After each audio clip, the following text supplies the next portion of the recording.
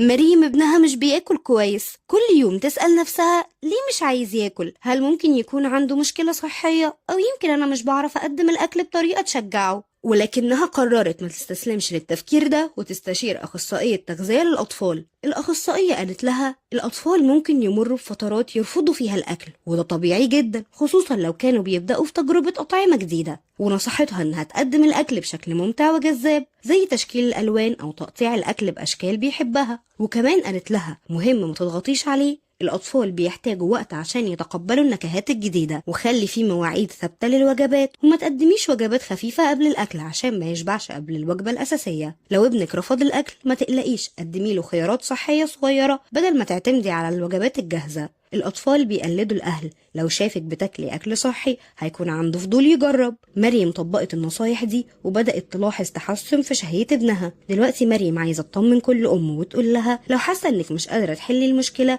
دايما في حد ممكن يساعدك، والأهم إنك تصبري وتثقي في رحلتك كأم، وده دورنا إننا نطمنك ونقدم لك حلول تساعدك في كل خطوة.